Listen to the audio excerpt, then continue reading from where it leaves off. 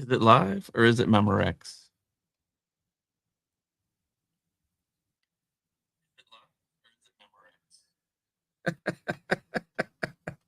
So the program that I pay for doesn't flippin' work, and the program that's free works. I think I just did like 400 episodes on that other one. So BJ, if you can see me, click that StreamYard link I just sent you, and we'll just do it over here. We'll do it live.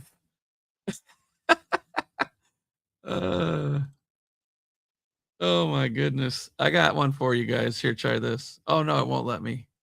I can't play none of my old videos I had saved on here. Such bullshit. Such bullshit. All right. I sent you guys a link. A StreamYard for the win, but not for the price. I pay $179 for a whole year over there on Streamlabs. I don't know what's going on. I just did my 500 sale on Whatnot Saturday using it, and today it decides it doesn't want to fucking work. So what the hell is going on? So if the Stanleys come back, we'll have like 8 minutes with them before they have to run out and do some stuff, or they can jump on later. Nah, dude, that thing's rock solid for the last literally 400 streams. It was letting us send the live chat, but not video. So I think that's what was going on. All right, I'm gonna add her, but not video. So there she is. Hi. Send him after the kid. Send him out. So this is a different software? Different program. We're on StreamYard. It's working. We're live. People are in the chat. Hey, people. We started transforming one of our cases. Cool. So we got all the maquettes like sitting on the counter in front of me. Oh, nice. Oh my gosh. I feel so stupid. 51 minutes in. We made it. It wasn't your fault. Oh my gosh. No, it was like I was telling Justin just now. We were able to send chats and it said we were live and then no video. But that's the first time in almost 5 years of using that it's done that to me. So I'll take it, I guess. Unfortunately, you had to suffer through that, but it happens, right? Internet stuff. I'll go get the kids. Here we are. Is he gonna take off, or one of you guys gonna take off, or? He'll probably go get them when it's time. But you know you're freezing on and off, unless it's me. It's probably me. It wouldn't surprise me. Like the YouTube is like just spinning. It could be me. Who knows? Oh, is it?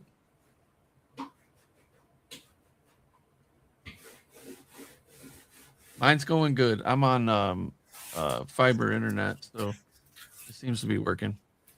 But so let's get into some stuff. Most people know you for the room. Let me show some of that, and we'll just kind of talk about what got you to. They only like us for the room. Well, it's what we know you for. We're gonna get to know you better and like you just from talking, but from just seeing this around, like you said, you had 700,000 views just on the door, so. Well, yeah, the entrance of showing we won't get into the technical how and the schematics of everything. Hey, they liked us when we were in the smaller room with only a few pieces. So. Right. So, did he break it? He broke the Magic case. Did it break? Did he break it? No. He probably scratched it. He broke it. No, it's fine. He totally broke it. Ugh. I'm playing with the buttons here. Maybe I should stop doing that. So it got me in trouble. So if we enter through this magical door, Docking Bay 94. So this is like right in your foyer of your house, right? Your foyer. Yeah, like as soon as you walk in the front door. Right. Like which I love because stage left. My house is segregated. I'm in the basement. I'm in the dungeon. So upstairs is one thing and downstairs is another. But I love that you guys are doing it together. And as we go into the cockpit of the Falcon, basically, this is what stood out for me was this right here. So I'll come back to this in a minute. But yeah, we picked that up from Kyle. I know that Yeah, and I know you just got Maja cases. I saw. I've been watching that, and you did a hell of a transformation on the room from what it was to even now. It's amazing.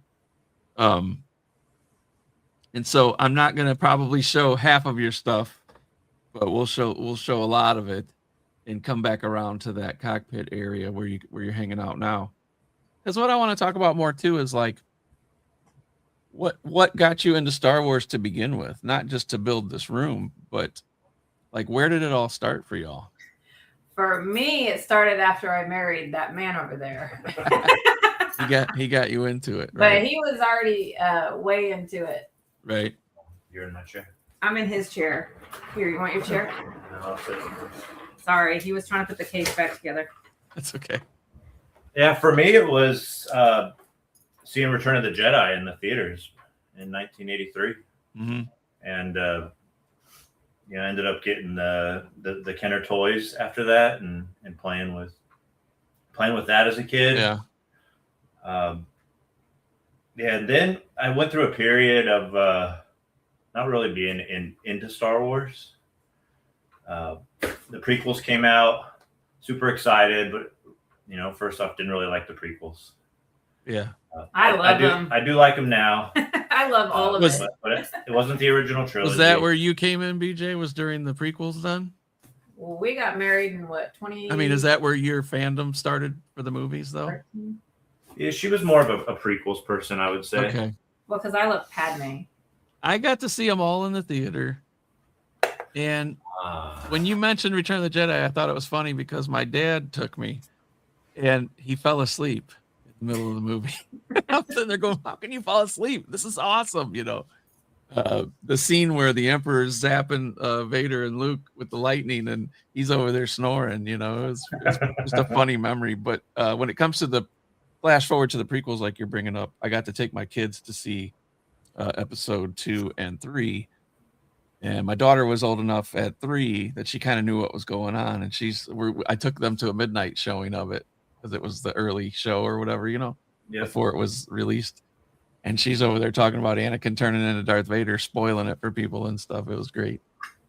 Yeah, Revenge of the Sith was really, that was probably the one that I liked the most. Yeah. See that transformation of Anakin? It gets a ton of hate, but I love it too.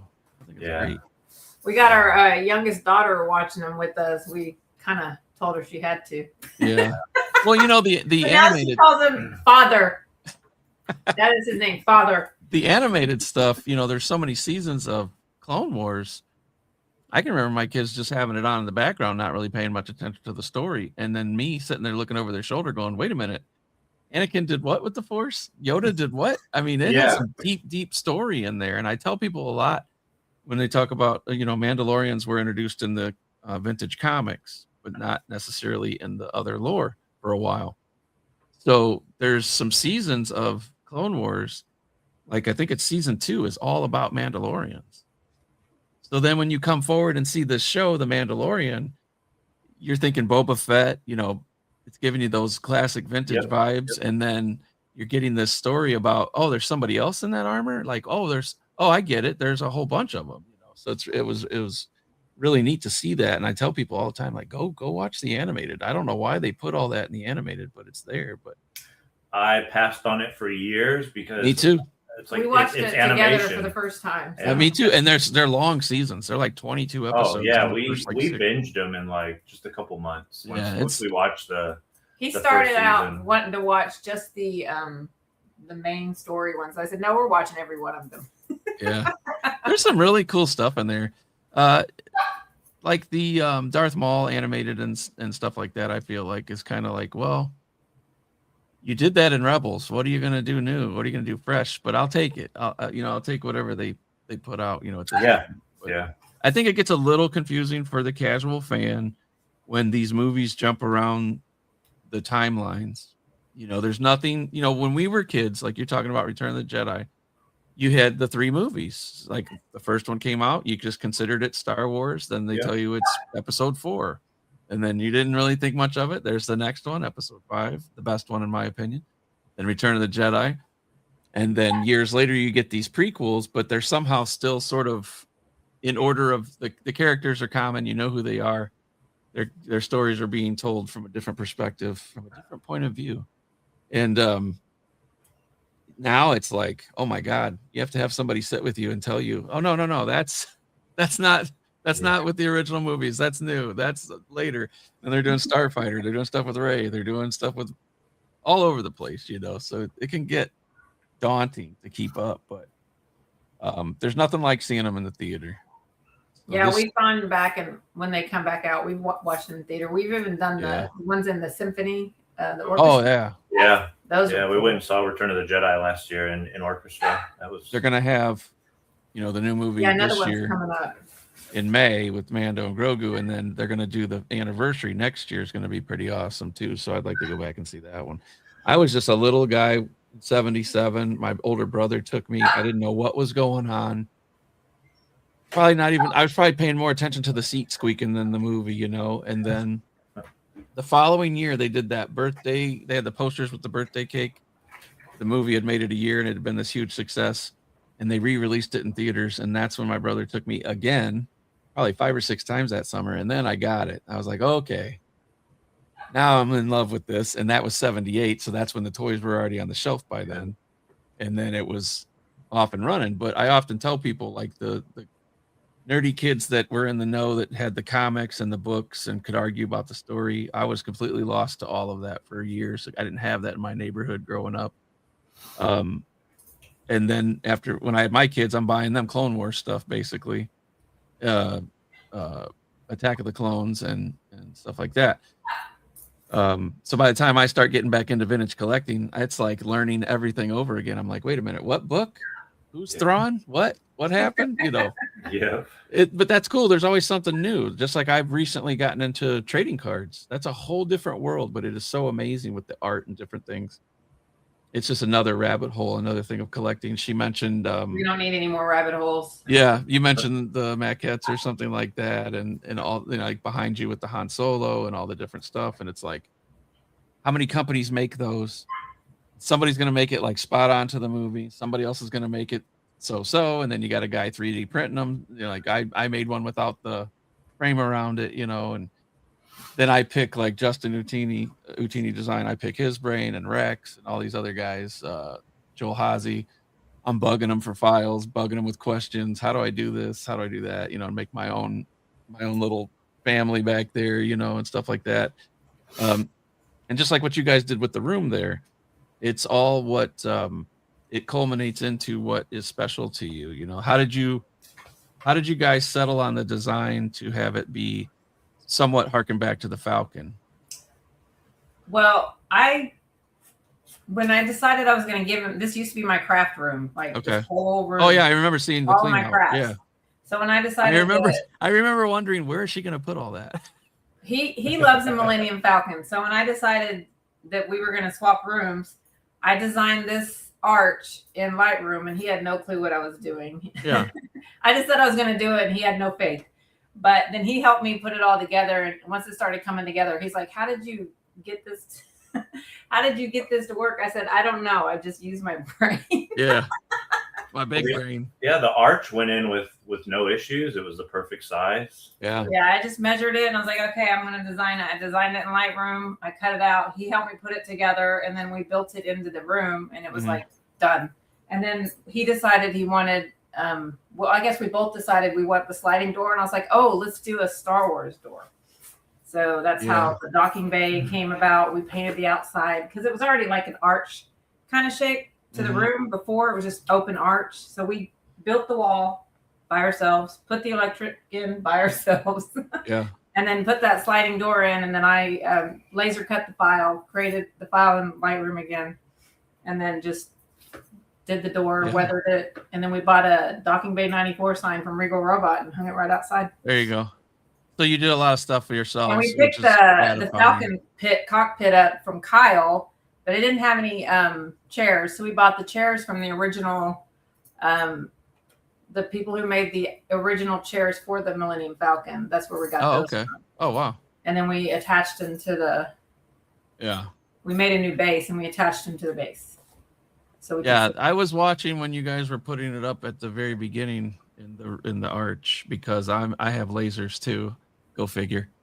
It's We get so all the fun to toys. design things. You get all the toys, and then you realize you can make it really big in the software, and then just cut it up in pieces, and then put it back together. That's exactly what I did. Same I thing blew it up to happens. the exact measurements I needed, and then Yeah. I sliced where I wanted it to So slice. if you're, if you were crafting, you can do that with vinyl. You can do that with lettering. You can do it with decals. You can do it with wood and plastics, or not plastics, like acrylics.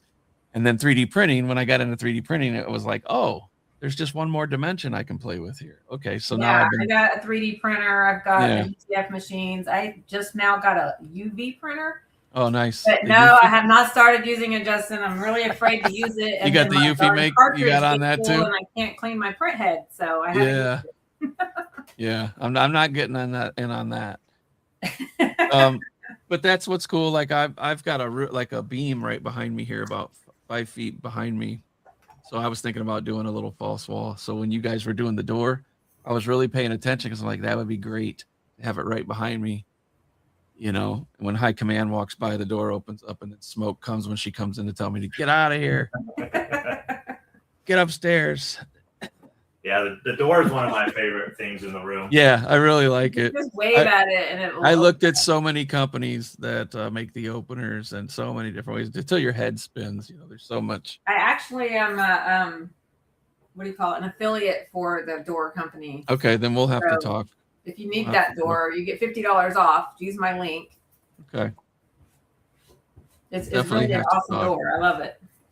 So for me, like going through your collection and then seeing all the stuff on the shelves, I was like, that's great. But it's like you actually made like a starship, like let alone all this awesome stuff inside of it. So like that's the real transformation that I love the Chewy there. That's his ultimate favorite piece ever in the whole room. I met gosh, now what I lost. The house catches on fire. That's one of the pieces that's coming with us. I guess I met the guy from Mad Monkey Props last year on May the 4th at Galaxy's Edge. He had a huge Chewbacca head he was walking around with, and he makes the suits. And talked to him for a little while, and that was pretty fun. He said he had to get permission to carry that around. Wow. I'm gonna bounce back to this. I love that robot there too. Yeah, the droid. Yeah, is that Corbanth? That is the Corbanth. Yeah, the half scale. He didn't make a lot of those. I know he had kits for a while too, and that stuff went fast. But yeah, they disappeared quick. But I just love this with the instrumentation up on the dashboard and the buttons, and everything's sort of simplistic and clean, and just kind of spot on with how the technology of Star Wars is. I always, whenever you see shows and it's like a new show, like I think it was Acolyte, they had what looked like iPads and the screens and I'm like, that's not Star Wars tech. Yeah, it's too advanced. That's everything in Star Wars was just like a button, no words around it, red, blues, maybe some yellows, and they would just hit it. They didn't have those back then, and it worked. But that's what I mean. Like it puts you in that world. Like, yeah, it. I don't know. It just seems so like its own universe, obviously, But everything just worked when they did it. You didn't need to have fancy gadgetry and stuff like that. That's supposed to be supposedly 100 years before these events. Like, why would it dumb down? You would think it would go up. But that's what I love about this. The look of it. It's simple, clean lines. Everything's laid out really nice and fun. Did you guys have anything put into the buttons, like video controllers or sound effects or lights? Or Kyle did. He had all that. There's some buttons you can push and it makes noises and sounds and stuff like that. That would be fun for like some kind of live stream show or something. Over the top, you have buttons you could press and have it do stuff on screen and all. Have you seen the one Dave did with Props 88? No. Oh, you need to check him out. His is really cool. Also, all his buttons work. So I'm planning on redoing it, and we're gonna have it to where all the buttons light up and work, and then we'll end up selling this one. Okay. Just the actual cockpit. Not Justin, remember what they say. Put it on the card, my friend. He and I both. I got him into lasers too. Now he's running off with lasers and Well, I'm going to be UV printing mine. UV printing. Yeah. And We'll laser cut the actual pieces, but UV Yeah. print the design on top. he I'll says probably the have to card get is full. Dave's help because my printer doesn't go as wide as some of the panels on here. So Okay. Props Yeah. 88. Look him up. He has an amazing cockpit too. Okay. Yeah, I wanted to make a diorama coffee table for the docking bay, and I've got a friend of mine that cuts glass, and I was gonna, and then Joel, I was telling Joel about it one time. He's like, "I want one when you get it made," and I'm thinking, well, how am I going to ship that? It's glass. It's not going to work. And he's like, "Just give me the dimensions. I'll have somebody cut a piece of glass." I was like, "There you go. We'll figure out a way to fold this thing up." But what do you think in the films? What's one of your moments in the films that you think about when you think of Star Wars? Like, what's the one thing that sticks out to you? I think about If you're just in a casual conversation with somebody and Star Wars comes up, that's when I get giddy. Like, oh, they brought up Star Wars. Let's talk Star Wars. Well, what's a scene that pops into your mind when Star Wars comes up? And you're not home, and you're not in the because I watch Andor on instant repeat all the time. I would go to Andor. Andor, okay.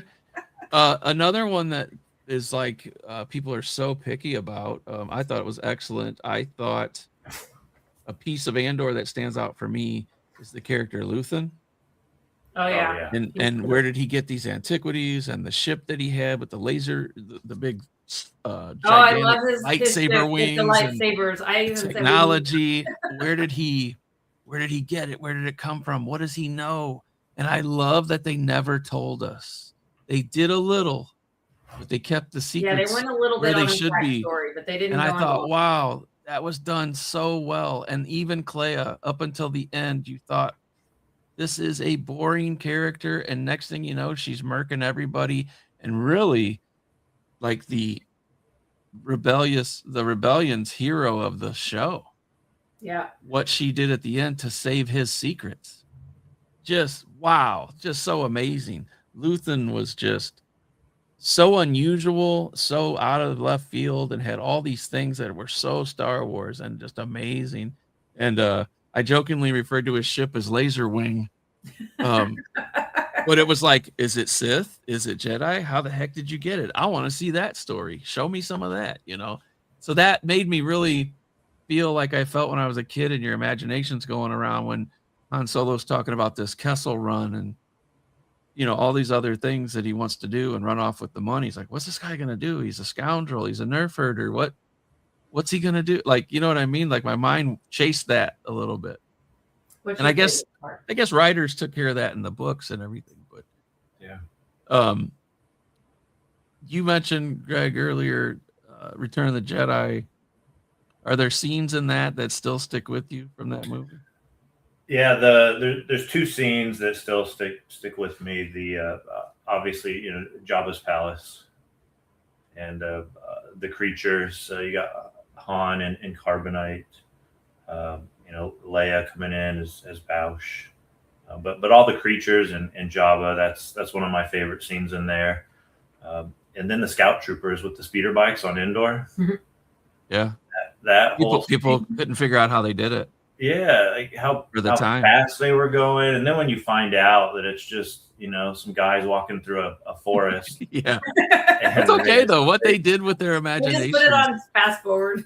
What they were able to do just with their imaginations was like, hey man, if we do this, I'm mind blown on how they were able to create all of it. And think too, also, everything they did with paintings for the backdrops and like to make the walls of the Death Star inside in the first movie and make it look like a cavern, and it was just a painting.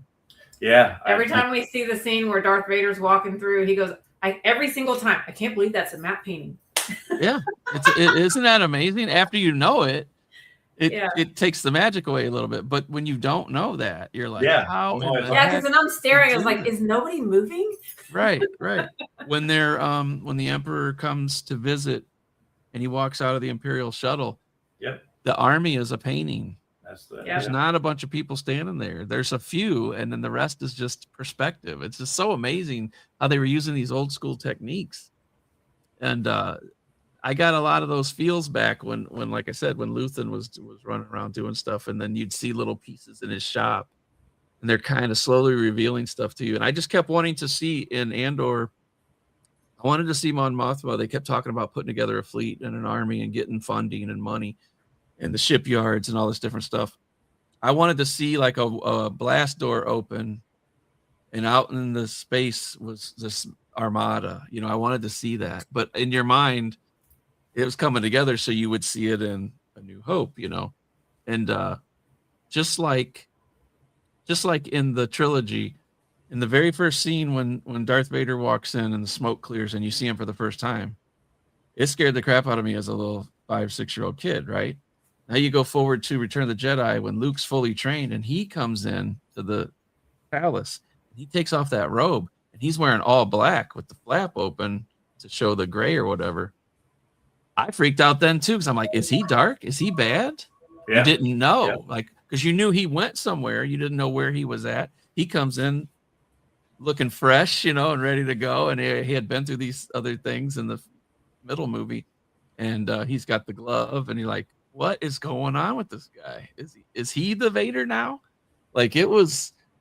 Those are iconic moments that I think there's like a deeper story there, deeper lore. You know, they said that his flap represented the light side, his outfit represented the dark side, that he had been through all these trials and tests. He looked just like the Stanleys. Hey, Flex. Lex, what's up? After our half-hour technical difficulty run, We're finally on. He's been in this finally room. on. Does it look different? Yeah, that's what I said to you. I said, I remember when the guys came to visit. Yeah. But later on, you know, you guys got into collecting bigger and bigger things, right? That's what we all do. Like for me, it started with the action figures, moved into the ships, the play sets. Next thing you know, you're buying Ours a started statue. with the life-size Han Solo right there. Okay. So That at was our some first point, he rubbed off on you enough to get you into collecting, and then you're off and running. Bigger and better, bigger and bigger. Like we showed the room, and you got the Maja cases put in. You know, looks amazing with the lighting and everything. I'm just gonna show. Hey, Izzy.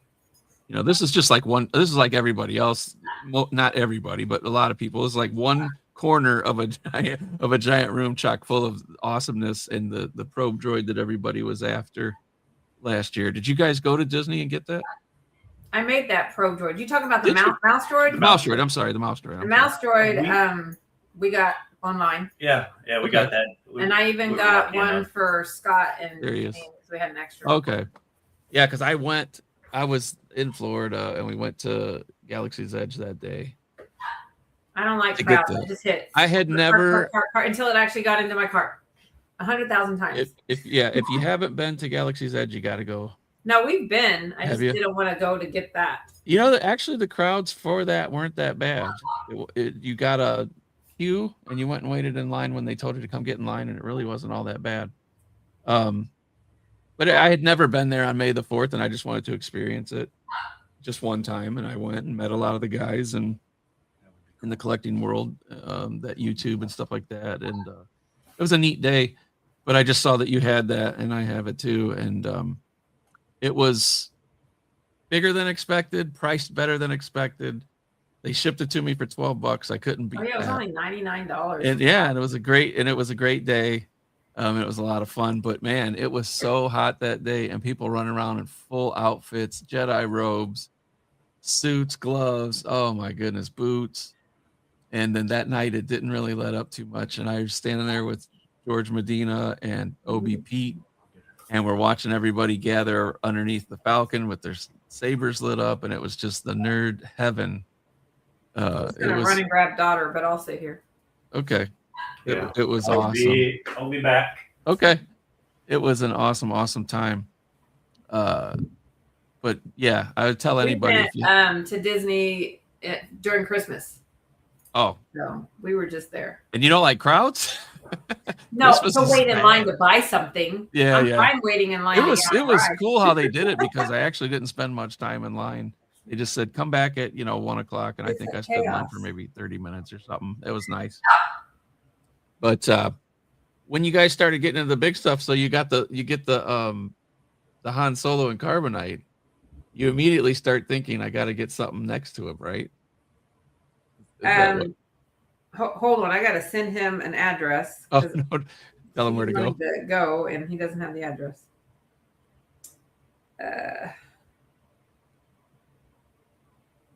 Did Sorry. anybody? That's okay. Did anybody out there see? Trying to see who's. I'm gonna go back through the chat here. All right, guys. So we got going again. Rob showed up. What's up, Rob? Boutini. Let me go through here.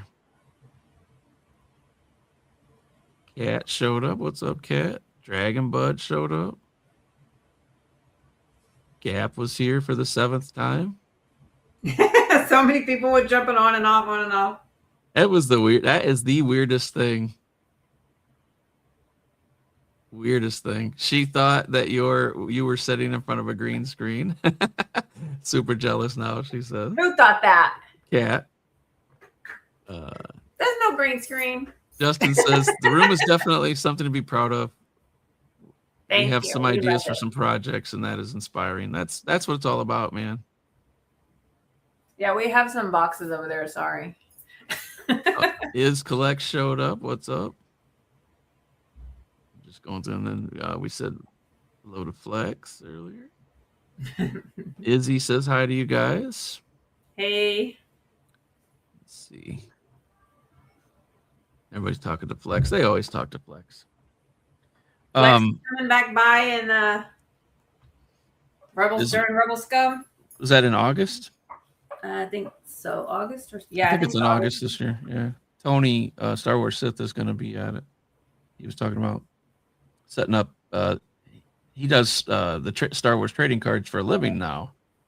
And him and another guy are going to have a table there set up. That'd be kind of cool. Yeah, the whole thing with collecting for me, like I was saying earlier, like I started with action figures, and I was just doing action figures, getting stuff for my son, getting stuff for myself, a lunchbox, and then something bigger. Then I get 3D printing and doing all this stuff with lasers. I'm doing wall panels. I'm doing stuff on my bar. Then Home Depot comes along years later, and we get the Vaders and the Chewbacca's and all that stuff. I wanted to get those, but we did not. I got the Vader. I tried to get the R2 this year. Couldn't get it, so I'm just thinking I'll just probably make one. Rob. Well, we have an R2, so we right. Zombies made them. I can pick his brain on them. At Galaxy's Edge, where they have the Droid Depot, you can buy a movie ready one for like 25 grand or something crazy. Sorry, my son was texting me. I was gonna say, did he make it? No, my son was texting me. Okay. But it's like you said earlier too. There's so many little rabbit holes. Like, okay, so my wife for a side gig got into selling Scentsy, right? Well, then Scentsy made a Star Wars line. So then she gets me one, and then I'm like, wait, I want that. Now I got like 10 of those. Well, we don't only collect Star Wars, so that's no, I know that's what I was getting to. Marvel, yeah. I have Disney, and we have that's what I was, which we just started collecting, and I have my Loungefly, which are Star Wars mainly, but I have some Disney ones. Well, we've got. I mean, I guess it's all Disney. But she's into Ray Dunn. Well, then Ray Dunn started doing Disney, so now we've got a sunroom that's full of Disney. So then I 3D print stuff from the parks for her to put with themes for her focuses. So we have all that in a room. Then I'm into a Haunted Mansion, so I have a ton of Haunted Mansion stuff. Then, like you said, Marvel. I've got some Marvel stuff and too. DC. Yeah, Marvel and DC. Yeah, I'd say the majority got a Marvel in. The majority of my stuff is Star Wars, but it's so many little rabbit holes to go down for so many different things. Or, it could even be a specific film or TV show or sport or team. There's so many different lanes. So it's probably really cool. You guys can come home. I noticed, I don't know if it's current, but you had a desk off to the side. Is that still in that room too? This desk? It looked like there was a little desk in there besides the control panel. Is that still in there too? Because I was going to say, like, it'd be cool. You can come home, kick your shoes off. This is my husband's office, so I'm sitting grab a drink, sit down at the desk. Yeah. Yeah, this is his desk I'm sitting at. Okay. And you then just you can't have see it on this computer. okay. Because So I'm yeah. on his desk. So then you can have that all around you, and that's kind of Is that like for what I me? have. It's just all my favorite, No. Sorry, my Alexa's talking to me. all my favorite things around me. You know. Got it. Catch you later. Did you hear it? Yes. Does he do the lights for you too? Were you talking to Alexa? Not His me. name is Computer. Oh no. Oh, I mentioned that. I won't say that word again. Okay. I have the Scott gave me all the sounds from Spice Runners. So I can throw all that in there too. Oh. I don't have one that We says supposed to be drinking when we hear that? no, I don't do that one. No. Yeah, he's got the little Star Wars keypad. No, you would have thought I was drinking with the way I couldn't get that thing to connect to the internet earlier, but that was a trip. I don't know what was going on with that. I tried just to try and do one by myself and it wouldn't connect. So That was crazy. they were commenting on some stuff we were talking about. Justin said Return of the Jedi isn't about or referring to Luke. Return of the Jedi is Vader's redemption. Yeah, it's Vader's redemption, but I also think Luke not being a Jedi yet, he was coming back as a Jedi as well. So I think it was him and Vader both becoming Jedi, so to speak, together. Do you watch the new shows like Ahsoka? Me? Yeah. Yeah. So I was going to bring up these rumors earlier to you. Ahsoka's my favorite and Padme is my favorite because I'm a fashion designer, so I love Padme Yes. because of all her gowns. So I have this theory of things that I would like. Well, not theory. It's like they show you stuff and then you want to see more. So then my mind goes down these rabbit holes and I want to see Baylan Skoll's story play out. I want to see, I think he's going to release Abeloth. And I think Abeloth in the comics a long time ago and in the books, Luke had to defeat Abeloth by going to the dark side to be strong enough. So I think Luke, since this is his timeline with Ahsoka and Mando, he's just going to help Ahsoka defeat Abeloth. I think Abeloth's going to be the big bad that Baylan Skoll's going to release because he was on that arm looking at the last episode pointing. He had this place he wanted to go.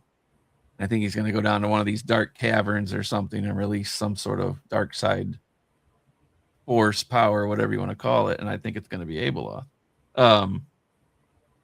But with Anakin being involved with the World Between Worlds and helping Ahsoka come back, I thought, well, why doesn't he just pop himself out, and then him and Luke can buddy up and do like a buddy episode?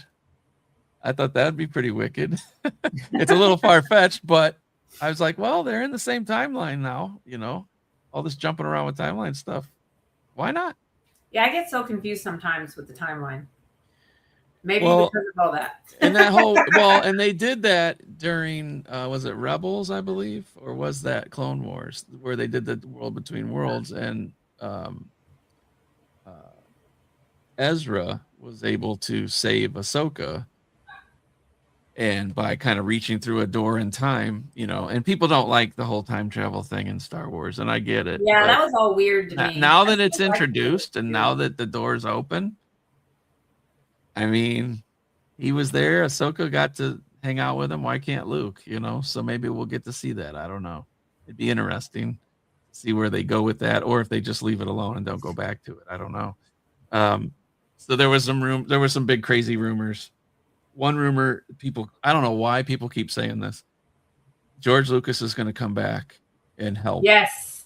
And the thing that I can't stand about that is he's in his 80s. He's did it. He gave it back over to them. He can do it again. He's not going to work on a full-on production show. I don't think the guy has the health for it, the time, or the energy for it. He's working really hard on his museum. I just don't see how that's possible. Could he come back and advise? Hell yes. Is he going to come back and write a show, produce a show, do a show? If you know his history with stress, I mean, Empire Strikes Back, he wasn't even there for weeks at a time because he was freaking out so bad over the budgets and stuff. That's why he hired other directors. Well, if he came back, he wouldn't have to freak out. And I just don't think I I just don't think it's you know, so much has transpired since he sold it that if he came back and did something like they said that he would do a show, I'm like, nah.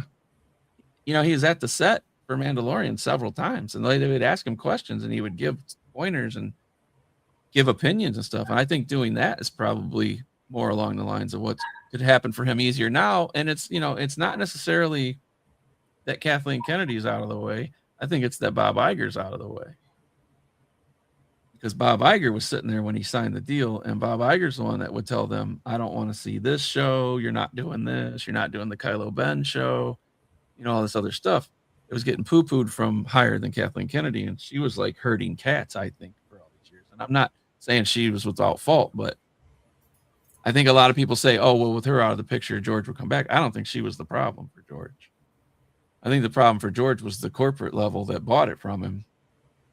And he left them in a great place, and they kind of screwed the pooch. They like didn't pay no attention to anything that he had ready to go. He wanted to do a TV show called Underworld. He had scripts set up for the next 3 movies. He had all kinds of stuff written, and they chucked it, you know. So I don't think the door opening because she's gone makes him come back, I guess, is my point. Would he come back to help out? Probably. Could Dave call him and say, hey, George, check out this idea. What do you think? Definitely put his name on something, you know. But him coming back and being like a showrunner and stuff, I just don't think so. Just my thoughts. Then they've got this movie, Starfighter. So Starfighter makes that one come out next year. That's the one with Ryan Gosling.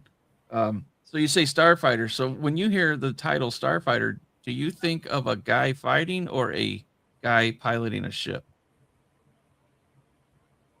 It sounds like he's fighting.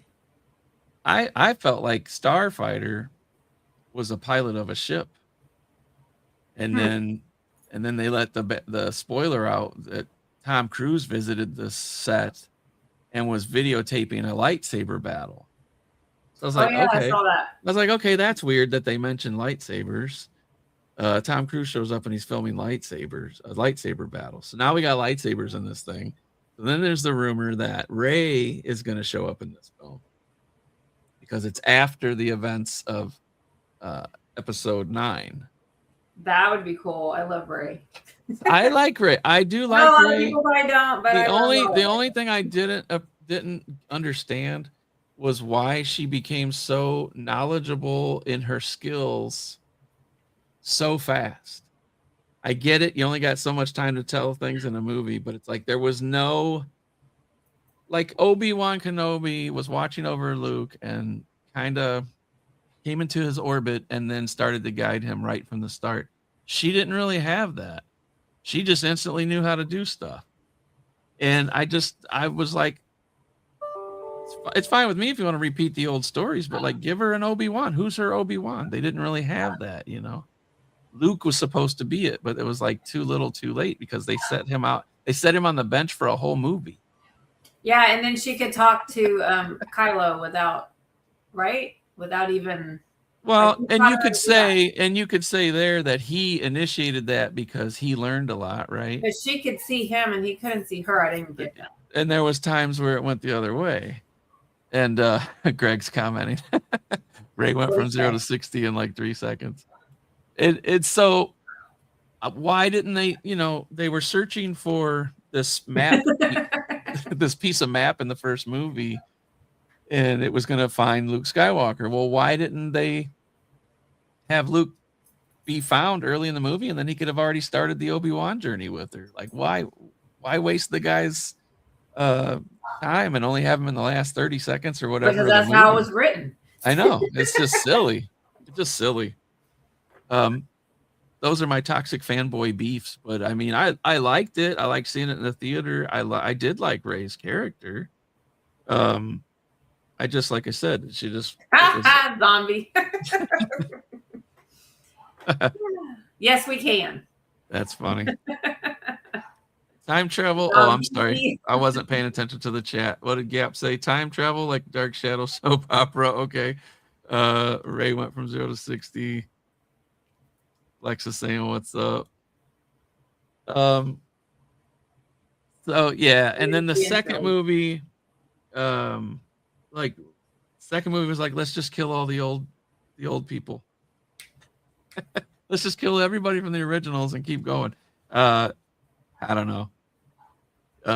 Out there in the lore, the Sith, they talked about in the prequels, right? Some say that you can save people from the dead, bring them back from the dead, stuff like that, Plagueis, all that stuff. So there was always in the lore, in books, comics, video games, that the Emperor was trying to always come back. I feel like in that first Force Awakens, couldn't that have been the Force Awakens where they've sensed something in the dark side, and they say, I think the Emperor's trying to come back, and then for the next two movies, that's what they're trying to stop. And then they could have had the big battle with him and the dyad and all that. Like, it really would have made sense. But they do this thing where they switch directors and writers, and the guy's like, let's just kill everybody. It was weird. It was just weird. Standing on its own. It was pretty adventurous. There was a lot of stuff going on. But it was like, yeah, Mark Hamill was like, I didn't know the Force could. A total left turn. I didn't know you could overdose on the Force. Yeah, total left turn. Yeah, he ODs. Then the next one, it's like she can and then that's the other thing. Rey can instantly pilot the Falcon like better than Han, and everybody's born pilots. I don't know. I think they just ran out of the idea well or something. It was weird. I go back and still watch the films. I like a lot of the things that came out of the films, the art, the droids, the characters. It still was a fun time to, see Star Wars coming back. And the three sequels are still in the records for how much money they made. So they couldn't have been that bad.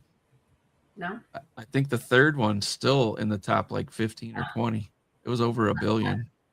Wow. I think the first one's made like 3 billion worldwide. The second one was in the billions. So, I think they put it out. They put the Star Wars tag on it. A lot of people are going to go see it, but a lot of people aren't going to have that level of fandom as us or care about all those details, But it may give you one more thing to add to the cockpit or to the wall or to, you know what I mean? Like it'll add one more element of fun to the collecting. Well, we don't have I don't think we have anything from Acolyte in here. No, I don't have everything. You don't have the thread? Oh, I mean the Force. You don't have the power of many? No. The helmet was cool. The helmet was cool for the Stranger. Some of the sabers. Like the helmet. I wouldn't mind having it, but we don't have the sabers were cool. The sets looked like they were in a room, basically, like a small stage or something. It was weird. Like when they were fighting the Stranger and all the Jedi were like behind the trees and he's taking them all out. It looked like they were just on a little stage or something. Like it was funky. That makes me think. That makes me worry because Ahsoka got $100 million taken out of their budget for that movie. For the show, for season 2. To the for season 2, they pulled $100 million out of the budget. Huh. So I'm thinking, is that what happened? Acolyte spent it all on that stage? I have no idea. I don't pay attention to that. Yeah, it just makes me think like, wow, they better be telling some good story, because with the budget chopped up like that, they're going to be stuck sitting in cockpits of spaceships and what's that thing called, the volume that they film in with all the lights. Looks like they're really flying and stuff. Rob says he has the Stranger helmet and he likes it. Why are you laughing at me, husband? I don't know. He's probably laughing at something. He said LOL. So there's, if you dwell on a lot of the negatives, you can really go to a dark place and end up hating everything. But it's like, that's why I brought up like your things that you remember that you take with you all the time. Like I always remember Luke training with Yoda, and I always remember seeing R2 for the first time. And I remember in the first movie with Vader coming through that door and our heroes getting stuck in the trash compactor. And The trash compactor scene, every time I watch it, I'm like, oh, it's closed more. Now it's open a little bit more. Now it's closed more. you notice more. But then, you know, watching it has this, like, it should be closed by now. And then like harken back to like Tarzan when they're gonna swing across the chasm and he's got Leia with him, you know, and later on the whole thing unravels about their father and their brother and sister, and then everybody makes this big deal about they kissed and all that. It's like, well, they were only going to do one movie at first, even though they had other movies planned. They didn't know if it was going to sell, and then it sold, and they're like, oh crap, now we got to continue. Well, they didn't know they were brother and sister. No, I mean, so they got married and had a couple kids. They didn't know. They didn't know. But so that's where a lot of my memories always come from. So it makes me just like all the new stuff too. I'm okay with it, you know. And getting to meet a lot of the collectors last year, meeting you guys, talking here. This is like, it's the one thing that keeps us all kind of together on that string of, you know, collecting Star Wars. And it's like you said, it's not the only thing we all collect. I mean, my gosh, I've got horror stuff. I've got amusement park stuff. We don't have the lounge flies, but we always look at them. I got the Anthony Daniels lounge fly from his personal collection. He has it autographed and everything. Oh, nice. And then I also took it back to him to sign the actual bag. Oh, really? And he was impressed that I brought it back to him. So he gave me a photograph with him holding it for free. Nice. That's cool. I just got his book. I am 3PO or something. Yeah, we got the book too. I just got it just recently. Yeah, we got it a couple months ago. After we went and saw him, we got the book. Oh, nice. I've heard he can be hot and cold. He can be a little touchy sometimes, but he seems nice in everything I've ever seen him in. But you know, a lot of the cons and stuff now, you can't walk up with your phone on and stuff like that. So I think that in some ways, they wouldn't let us walk up to the table and take any pictures with our phone unless we paid. Right. And I didn't pay, but they let us take pictures because he said, "Hey." Oh, that's good. So he let us. We stood beside him and got our picture because he asked us to. Well, too, you know, like if people are kind of crowding up on somebody and they get a little agitated, they don't want to have that all over social media, because that's what people would gravitate towards, is this negative moment. Oh, he had a meltdown and he told people to F off, and it's like, no, people were pissing the guy off. Give him a minute, you know. So I don't know. In some ways, it's okay, but it's the convention thing. I never went to. I was gonna go to Celebration 3 years ago with my son. We didn't end up going, and then I went to Celebration in 2019 when they announced the new sequel movies and stuff, and it was gonna be McDarman was there to announce that he was gonna be the Emperor was back. That's what it was. And, you know, they had the whole area with autographs and all that different stuff. And it was like its own sort of industry. Like these guys can be not in a movie for 20 years and go make 20 grand on the weekend, you know, getting autograph sign, and they're out on tour. Like, I'm not turning this down.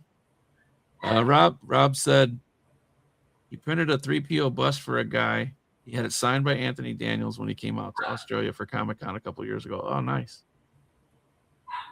I did a grilled cheese helped me out. We collaborated and made a 3D model of Machete. I don't know if it's Machete Head or Machete, the guy that gets a machete in his head in Dawn of the Dead in like 78. And so we made it. I painted it, gave it to the guy that requested it. He took it to a con, had the guy sign it. The guy's like, "How did you make this?" He says, "Oh, my friend 3D printed it and painted it." He's like, "What's a 3D printer?" He's like, "All right." But the guy autographed my 3D printer. Every time I turn around, something's going down. Yeah. My heat sink has an error. So I've got what kind do you have? K1 Max Creality. Oh, a Creality, yeah. I had a Creality CR10 or something like that, and it just was very touchy. Over the years, I've became a technician because I can literally tear apart any machine and I switched over to Bamboo Lab printers, and I just keep buying the things because they're so I don't have to tinker. I just press a button and go. I'm on my I got third. mine because the print bed was bigger. Those are nice. Yeah. But I want the K2 eventually. Those are nice. I've just got 2 P1S models and a H2S, and I'm going to be getting another H2S soon because you can go big in those, make bigger stuff in those, and they're just nice. They just work. They're great. But I've heard good things about those newer Crealities too. Did he make it back? Yeah, he did. He went over there to put his ship together. We we moved our custom cell barge into the Regal Robot maquette section. It's gonna look awesome. New pictures later. Okay. I don't have a way to put it on screen here, but I'm going to put it in the chat. I think you said it was YouTube. Right. That's all. And it was BJ Stanley, right? Yes. BEEJ Stanley. At Yep. BEEJ Stanley. Yep, got it. I got it in the comments there, guys. Go give her a sub. She's trying to build up her YouTube. She's going to be posting more videos there. More posts, more photos. You can do all that good stuff there too. And her TikTok has a lot, but we'll chase you around wherever because you guys do really cool stuff, really inventive I've been stuff. posting on TikTok, but their algorithms like doo-doo. Like I could get 700,000 views, and then the next day I'm only getting 200 views, and I'm like, what the heck, TikTok? And then I'm sitting here posting on Instagram, and I only have 1,800 followers, but those posts are getting 400,000 views, 1,800 views. I mean, it's a lot better than TikTok. TikTok's. I like Instagram now better. I've done a live stream before on TikTok where I've had 4,000 people in the chat. And then the next day I get banned because somebody said something, did something goofy. They say I violated something, and then I'm banned for 10 days. Come back. Why did I get banned? It was like basically for nothing. All right, I'm done with you guys. I got violated on TikTok because I didn't post original content, and I'm like, this is our freaking room. How's that not original? It's exactly. They're so screwy. I had to send them a picture of me holding a sign in my room saying, this is my room. That's crazy. And so even though I've had my issues with YouTube, they are still the granddaddy. It's the best place to share stuff. Yeah, I need to start YouTube because I haven't. And it's cool too because, like you said, with crafting, so with with your laser and everything else, 3D printing, whatever, you can literally put a camera up in the room while you're working. I always have. And people love so much content on my recorder. People just love to watch other people make stuff and hang out. It's great. I recorded myself making that entire you're when you guys did the time lapse of the new cabinets, the new cases, I was watching that a couple different times. That was pretty cool. Yeah, my husband thinks I'm funny, but I literally recorded myself doing everything, and I'm like, well, one day I'll just put it on. And then I started putting it on, and people were actually watching it. I'm like, oh, look, they actually enjoy watching it. I think you guys will do great here on YouTube too, and it's none of my business what way you choose to go, but it's like I would say pick one and put the hammer down and go, because there's so many of them to chase around, and just get. I think everything that you guys have going, shared on YouTube and do some live streams and stuff. Oh man, it'll blow up. Because people want to see not only what you've done, but how you did it. That's where I knew if we started talking about that stuff, we'd be here all night, because you could really get into the granular, super nerd stuff that I would love. But I don't have enough time, and you don't either. But it's really awesome to see what you guys have done. I can't imagine. It's not even about the cost of the stuff. Obviously, we can look up what the collectibles cost, but it's like the hours you've put in. Yeah, it's a lot. If your hour was worth $100, like if you got that back, you guys would be living high on the hog. Like I said, this room, there's this huge wall in front of us was open. Yeah. And that door was wide open. So we had to build that wall and build this wall. Yeah. We built a bookshelf on the other side of this one, put the door in. Yeah. Put the archway, and that took forever. And then I remember seeing when you had the video closed off the windows with the light panels. Yeah, I remember seeing when you guys took everything out of the room. I just thought, because I saw like a picture of it now, and then watch that. And then I did the before and after transition. How in the heck did they get everything in there? But you know, you make it work. You know, you made great use of the space. All the stuff that was in here went to the smaller room with the machines, and then upstairs with all the material and fabric and stuff. Because well, like I am a fashion designer, so right. It helps that you're both understanding of what's going on and you're both into it too. Like I looked at some other pictures where you had posters out in the hallway and different stuff like that. Like it's really cool. I couldn't get away with it. I love it. He's getting away. Yeah, we had to move a lot of the art. He's not fooling me. He got you to like this stuff so that he could just put stuff everywhere. It worked. He's not fooling me. All that we had to move a lot more, like the other images I sent of the autograph photos and big pictures. We had to move them out because there's the module cases are to the ceiling. So there's no room. It looks great. It looks great. Other than behind the desk, there's a photo wall. Yeah. But I'm gonna have to run and get some stuff taken care of. I appreciate you guys' time. Thanks for weathering the storm with me. If I ask you to come on again, I'll make sure I got everything working before we do it. Or we'll do what we did today. We'll just do a running start. I'll just be already on and say, "Come on, jump in."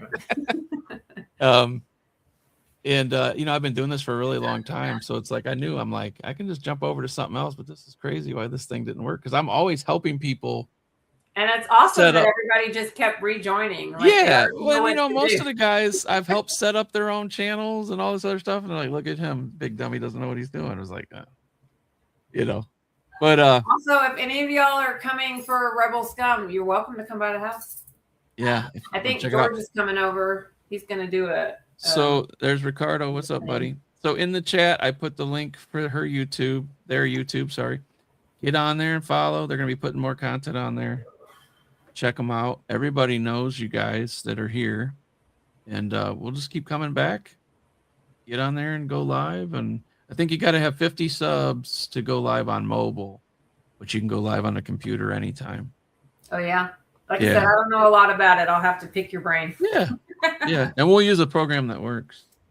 But that would be awesome. Yeah. All right. We'll see you guys. I appreciate it again. Thanks so much for hanging out with me tonight. Thank you for having us. Yeah, right here in the Red 5 Cantina, everybody. Follow me here. Usually Mondays we go live. Looks like Tuesdays, Thursdays, and Saturdays I'm live on Whatnot, selling Star Wars memorabilia, collectibles, cards, different stuff like that. Come check me out. I just hit 500 sales. On Saturday, we had a big giveaway. It was fun. I'm going for 1,000. I got to get to it. It's like they have these tiers. I got to get to 1,000. But check me out over there. Instagram at Red 5 Cantina. It's where I post some pictures from the sales and different stuff like that. But otherwise, right back here on YouTube every Monday. And I'm going to start turning these episodes into podcasts out on Spotify.